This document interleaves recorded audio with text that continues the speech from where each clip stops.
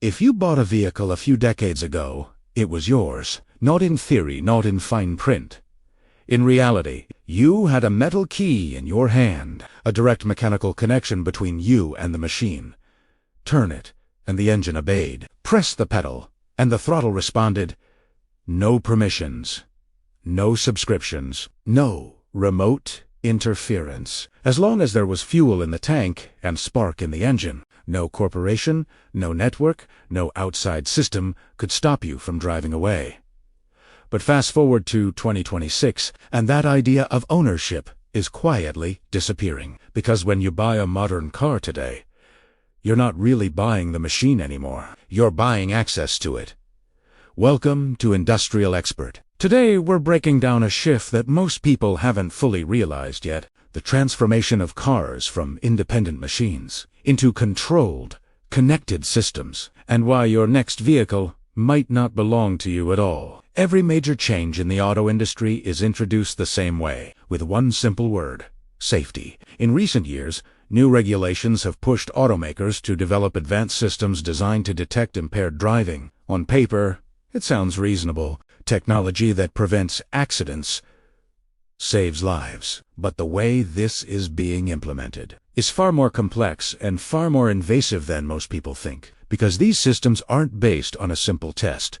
They rely on constant monitoring, cameras tracking your eyes, sensors reading your behavior, software analyzing how you move, react, and respond inside your own vehicle. The car isn't waiting for input anymore. It's watching you. And if the system decides something is wrong, whether it's accurate or not, it can restrict how the vehicle operates. Not gradually, not gently, instantly. Here's where things get uncomfortable. Modern vehicles are no longer purely mechanical systems. They are layered with software, and software can fail. Not hypothetically, not rarely, constantly. Drivers today already experience random sensor errors, warning lights, and system glitches. Now imagine those same systems being responsible for determining whether your car should function at all. A misread, a faulty sensor, a moment of confusion in the system, and suddenly your vehicle refuses to cooperate, to understand how we got here. You have to look at what's changed under the surface. Over the last decade, automakers have been quietly removing physical connections. Your gas pedal, no longer directly linked. Your gear selector, no longer mechanical. Even braking systems are shifting toward digital control, executed electronically. And once control becomes digital, it can be overridden. At the same time, vehicles have become permanently connected. Most modern cars now communicate through built-in cellular systems. They receive updates, send data, stay online. This allows manufacturers to improve features, but it also means your vehicle is no longer isolated. It's part of a network, and anything connected can be controlled. If this sounds familiar, it's because we've seen it before. In other industries, companies have already shifted from selling products to licensing access. Features that once came standard are now locked behind subscriptions, capabilities built into the hardware, but controlled by software permissions. Pay to activate, pay to maintain, pay to continue using what's already there. The business model has changed, and the automotive industry is following the same path. There's another layer to this that few people talk about: financial control. Traditionally, recovering a financed vehicle required time, effort, and cost.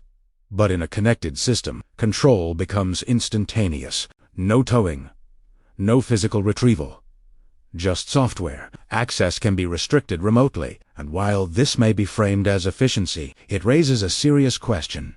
If someone else can control whether your vehicle operates, do you truly own it? This leads to a much bigger issue: repair.